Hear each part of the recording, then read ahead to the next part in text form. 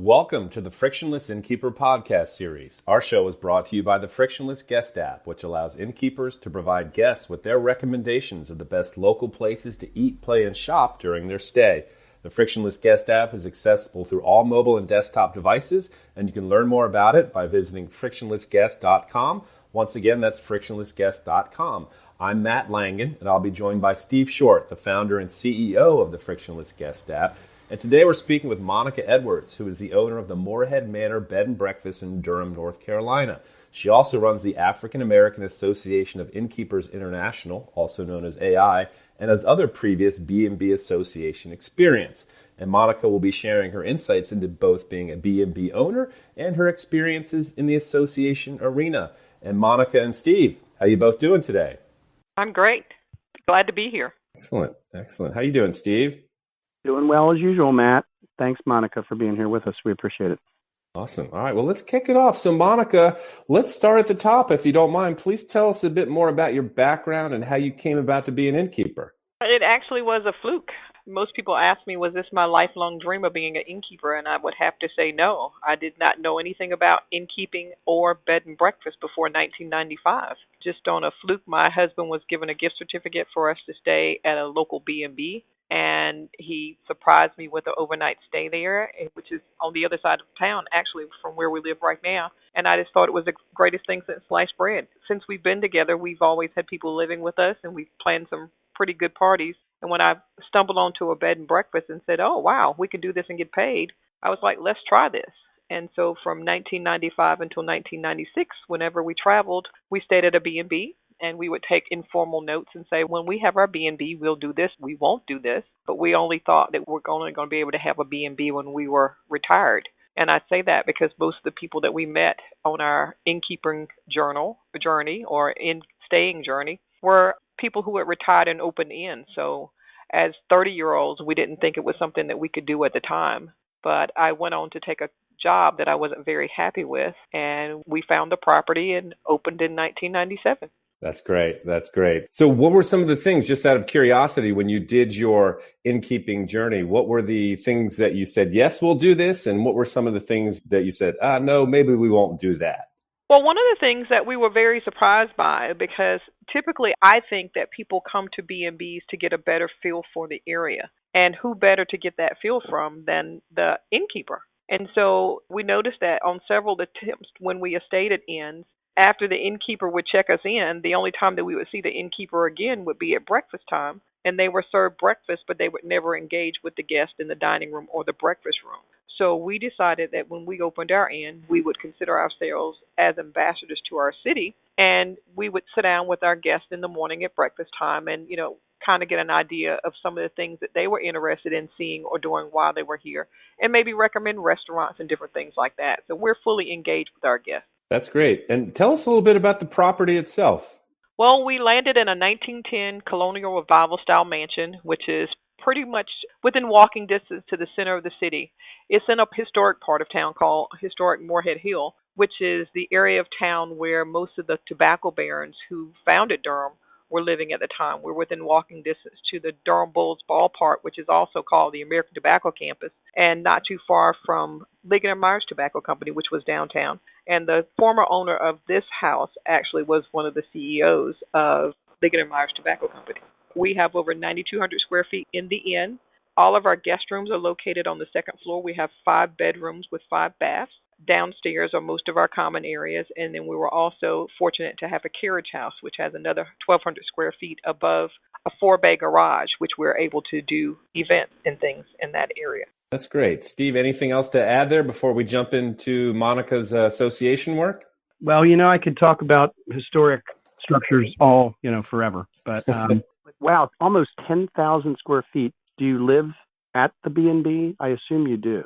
We do, as that's one of the ordinances that the city of Durham requires that we live on property.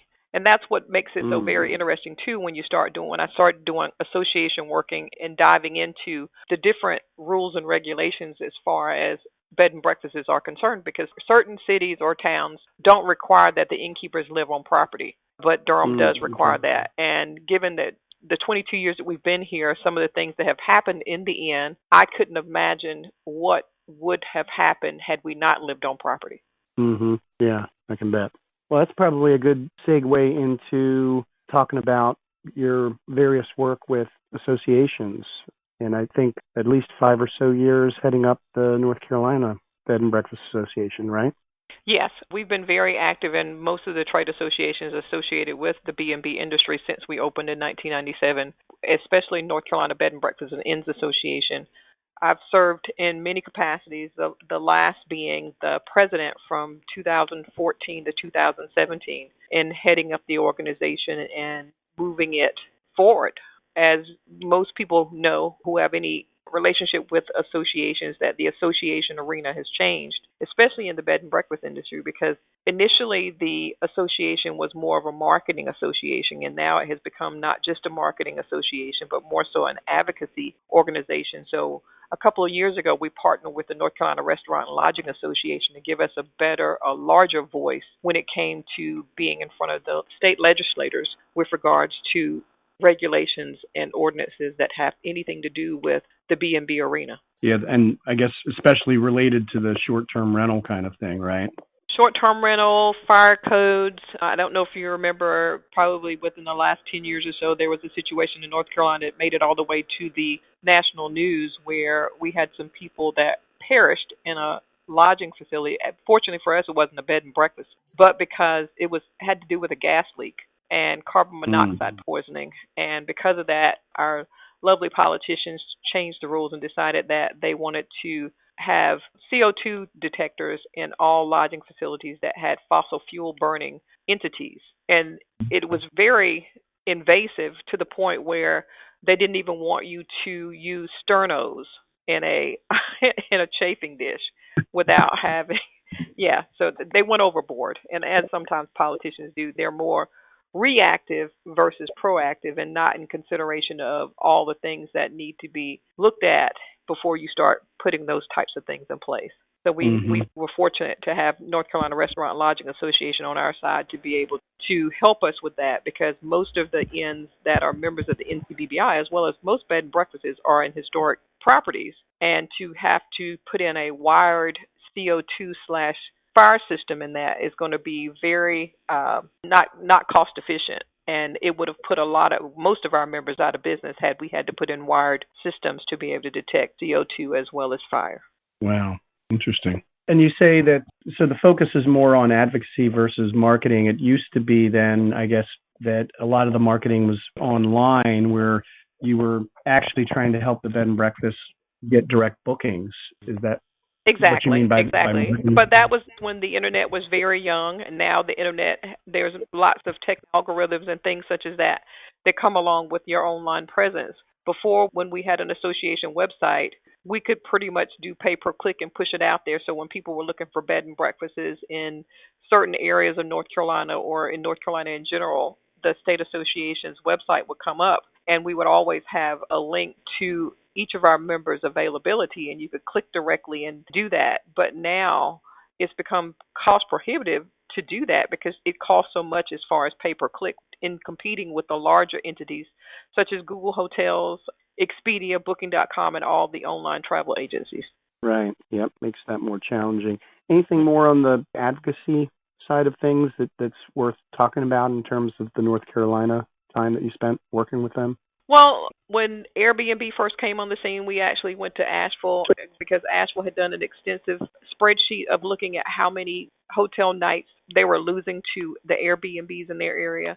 And we were able to call a meeting with the local municipality, with the planning department, the zoning department, as well as the tax department to try to figure out how to best nip that in the bud, or because Asheville, fortunately, actually at the time had some very strenuous ordinances in place with regards to short-term rental because it is a tourist area, but there was no enforcement there. So we had to call upon the innkeepers to call out those unregulated short-term rental properties that were renting, and they should not have been renting. Mm-hmm. Interesting that the ordinances were already there, whereas in most cases what we've heard is that they weren't. So exactly. It was just enforcement. Yeah. Okay.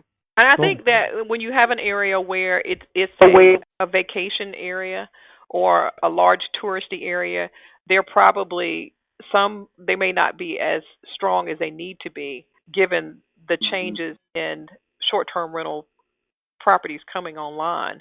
But when you have places that there was never a worry that people were doing this, that's when you have to rally behind the politicians or your local people to get them to put some policies in place. Yeah, makes sense. Okay. So now you're involved with the African American Association of Innkeepers International. And talk about that, I guess, first, your involvement, but then also more importantly, I guess, kind of the whole mission and purpose. Okay. Well, it's been in place probably since 1996, 1997. It was actually started by Doris Clark, who was an innkeeper that owned Twin Oaks Bed and Breakfast in Martha's Vineyard. And she was encouraged by the founders of PI, Joanne Hardy and Pat Bell, to start this association because there are less than 1% of inns are owned by African Americans. And she felt the need to support this. And from that, the African American Association was formed. And pretty much the mission of the association is to make the public aware of African American owned inns across the United States and internationally. And what we do is we network with other innkeepers. We share resources and provide support to all of our members for anything, or we're there to answer questions or for people who currently have inns or people who are looking to start a bed and breakfast. And you had, when we had an earlier call, you were talking about the fact that, I mean, basically part of this is educating African Americans about bed and breakfasts, not just about the fact that, hey, not from an innkeeper's perspective, but from a guest perspective, right? Exactly. And I would say early on, I think more people know about bed and breakfasts now because we have been pushed. Bed and breakfasts have been everywhere now. I think Wheel of Fortune was giving away bed and breakfast stays and things like that. But when we first came on the scene in 1997, there were very few African Americans that knew exactly what a bed and breakfast was. So part of our mission was also to make them aware that there are Black-owned bed and breakfasts and what it's all about. Mm-hmm. And so 1% is a very small number. So why is that, do you think? I would probably think, I know in most instances it has to do with the availability of capital or people wanting to having access to a property that can actually be used as a bed and breakfast or an inn. Mm-hmm. Yeah, that makes sense. And it's definitely not for the faint-hearted. Being an innkeeper is not for the faint-hearted. It does require lots of blood, sweat, and tears. And depending upon the size of the property, you may or may not have staff, which if you don't have staff, you're pretty much tied to your property. I won't say 365 days because you should structure it in such a manner that you have some downtime or you actually have some help. Right. And do you have any help at all? My husband and I currently run the inn. I am responsible for most of the day-to-day operations, but I do have an inn sitter who helps out. And I've had interns from the local university that has a hospitality and tourism management degree. Oh, wow. Okay. So the inn sitter, meaning they're not there most of the time, but you can schedule them so that you and your husband can go away, let's say on vacation? Exactly. Or even to help out, like if I wanted to go on a date night or if something came up an emergency-wise. Unlike most jobs, if you have an emergency, you can just call in and say, I'm sorry, I can't come to work. So as an innkeeper, you need to have backup in case there's a situation where you can't be at the inn to provide your guests with the ultimate guest experience. Mm-hmm. Yeah. So now talk a little bit more about AI, as you call it, even though it's AAAii, right? So AI, talk about what they can kind of bring to the table. If I'm a Black innkeeper, why do I want to join AI, and what are some of the benefits? Well, the benefits are that we push out knowledge to our members. We also, when people are looking for an African American owned inn, the African American Association or African American Inns website is going to come up in your Google search. So you will be able to see across the nation where the African American owned inns are. So if you want to support an African American owned inn, you'll have it right there in front of you. And you find that that's been really helpful it's kind of like what we were talking about before with like North Carolina. It's kind of hard to fight the big Expedias and all of that. But yeah, has it been helpful then for people looking to support? Yes, it's been very helpful because from time to time we've had local media outlets, and not just local, but some national media outlets such as Essence Magazine, The Root, Huffington Post, that for every now and then when they're looking for a bed and breakfast, they are like, okay, here's some black-owned B&Bs. And we've been ranked, they rank us just like you rank, TripAdvisor ranks B&Bs across the United States. Interesting. Okay, cool. Good deal. Anything else about AI that you think is worthwhile sharing with us? Well, I think that the Inns in AI, just like all the Inns across the United States, each one of them offers a unique experience.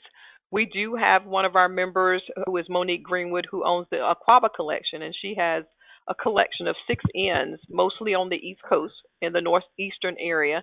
That is her brand, and she's my hero as far as innkeeping are because she has 6 inns, and my hat is off to her for that. Yeah, that's a lot to deal with. Cool. Well, let's, if we can, we're doing something new where we've kind of played with this a little bit in the past where we've had a question or two that we'll ask an innkeeper, but we've got 3 questions that we want to ask you to try to get us for, I guess, where the innkeeping world is going. So the first one is, how do you define guest experience? How important is it to your B&B? What strategies or tactics do you use to address it and improve it? Okay. Well, basically, I think of the guest experience as a totality of a guest interaction with you from the time that they seek you out, starting with your website to the booking process, to any communications that they have with you from the time they walk through the door to if you're in, what they see, what they smell, what they taste. And I think it's very important because that will determine whether or not they're going to come back to see you, number one, and whether they're going to tell other people about you.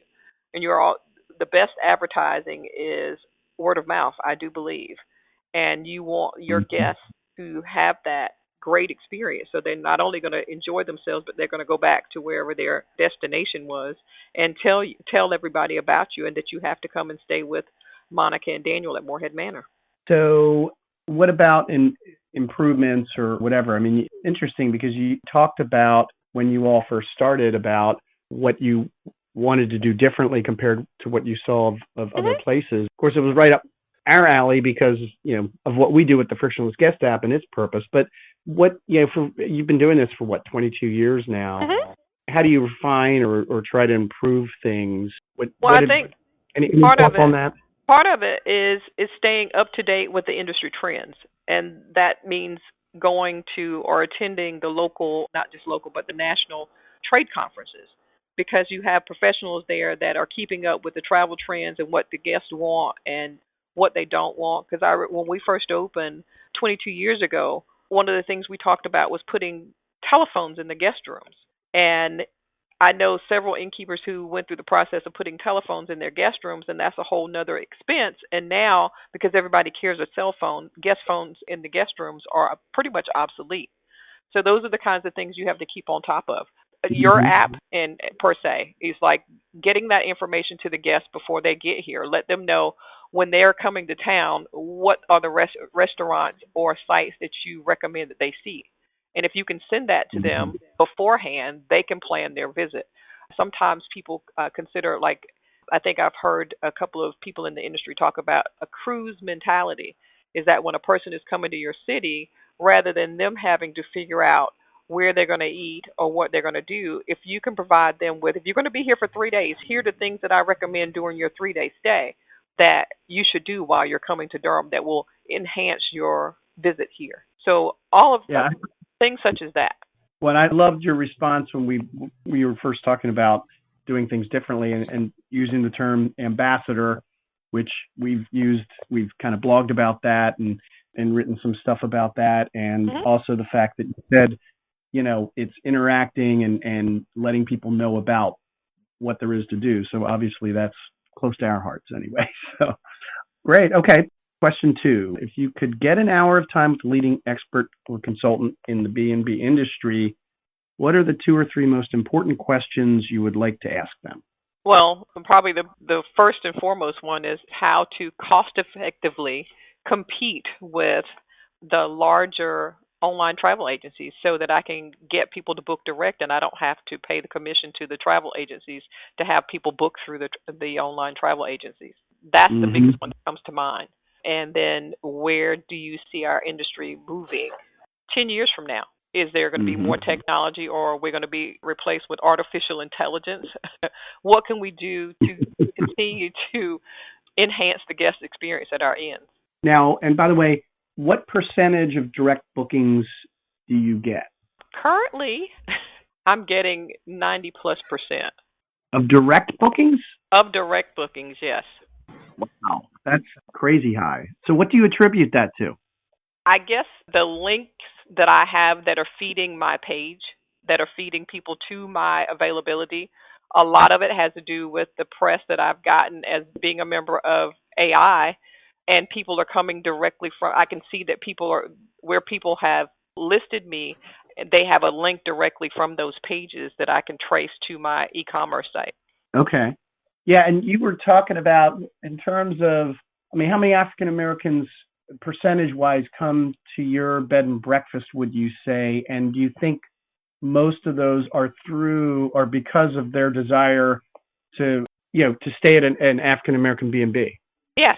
Most of the people, I ask them, how'd you find me? And they said, African American inns, or, they heard they wanted to spend their money with their own culture. So they Googled African American bed and breakfasts and found me. And I guess the longevity, the fact that I've been here for 22 years, people may not necessarily know me in the Durham area, but outside of the Durham area across North Carolina, because we've been featured on PBS North Carolina weekends and Black Issues of forums and different things like that. Okay. What percentage I would say 40% of our clientele is African American, 60% is Caucasian or other. Okay. You said that, Monique, it's like much higher. Yes. Is that right? With Waba. Yeah. Okay. Good. And last question. What is the percentage mix of guests that stay at your B&B based upon the following three age groups? And more importantly, probably, how are those percentages trending? So we got under 40, we got 40 to 60, and over 60. So how would you you got 100% to work with. How would you break down, let's say, under 40? I would say under 40, maybe 25%. 40 to 60, okay. Probably 45%, and then the last 30 would be over 60. But it's a little hard sometimes for me to tell how old people are, and I don't ask them their age. Maybe you should start it's a guesstimation. And a lot of times, even when someone tells me that I'm retired, you can't really say that person's over 60 because people are retiring at a younger age these days. That's true. So under 40, 25%. That's, I don't know, that sounds, I guess, positive to me. I think, well, let's ask about the trending, though. Are you seeing, is this the way it's always been? No, I see that more people under 40 are coming to stay with us. And okay. I attribute that to maybe the guest experience. Mm-hmm. And with the reviews in different places such as that, like when I guess different age groups use different places as far as their review preferences. And so the more reviews that you have, say, for instance, on Yelp, that may be what's trending to get me more people that are coming under the age of 40. Well, there seems to be, and of course, this is all just you and us, and anecdotal, but it's always good to, that's the reason for the questions. It's like we want to know what people are actually seeing, innkeepers are seeing. Mm-hmm. But there seems to be at least maybe more among the larger brand type publications that talk about hospitality. Everybody's like saying, okay, well, millennials want true experiences. And to me, and my wife and I being bed and breakfast people for, probably like 30 years now, 25 or so, that was it for us. I mean, we always wanted to stay at a different place. We didn't want to stay at the franchise type place. Uh-huh. We wanted something different in smaller towns or whatever, just to see interesting sites we'd never seen before. So that makes sense to me. But that's what we're hearing about, kind of that millennials want true experiences. And, for the under 40 crowd, do you get a feel for that, or? I do, but I also think that some of it can be attributed to the fact that their parents took them to bed and breakfasts when they were growing up. So that was their first experience, and it was something that they enjoyed. especially when they were able to get to an inn, not necessarily that was more of a Victorian style or antique style inn, something that had a little bit more of a contemporary or urban decor where they weren't reminded that they were at grandma's house. Yeah, the old get rid of the doilies approach. Exactly. Right? And now, you have to have technology in place. We don't have televisions in all of our guest rooms because that's part of our guest experience, because we want to give you something that you don't necessarily have at home. And most people have televisions in their home. So when you come here, be it for a getaway or a romantic encounter, you're not going to be interrupted by the television in your guest room as a distraction. Well, yeah, it's kind of that, I guess, sort of anti-hotel sort of approach, right? I mean, and it's funny when you were talking about the phones in the room. I don't remember staying at a bed and breakfast with a phone in the room, and it would almost seem foreign to me. Like it would seem like I was in a hotel, and it's almost like you don't want to do that. So, yeah, you want something that's why you're there, is something different than a hotel, basically. So, cool. Good deal. Anything else on the trend thing in terms of demographics or, whatever? No, I think that the location of your inn may also have to do with the age group of people that are staying with you, because we're within close proximity of the happening things that are going on in downtown Durham. And so people are able to walk. They don't have to necessarily, they can fly here because we're 15 minutes from the airport and take an Uber, and then are able to maneuver the city either walking. We have scooters. We used to have those bikes, and you can have Uber and you can maneuver the city pretty well versus having to rent a car and be stuck in a place at one particular time. Mm-hmm. That's a good point. Good. Well, you survived the final round, the 3-question rounds. Why, thank you. Very, very insightful. Very insightful. We appreciate that. Thank you. Matt, you want to ask the final question of anything else and sure. wrap it up here? Or what? Happy to do it. Yeah. No, I think we're good. I think we're ready for the ultimate question. Monica, anything else to add today? Anything we may have missed? No, I just think innkeeping is a great profession. It definitely is a labor of love. It's not for the faint-hearted. And when I hear some of my guests tell me, this is what I want to do when I retire, I'm like, I don't know what your idea of retirement is, but this is not mine. But it's a great profession.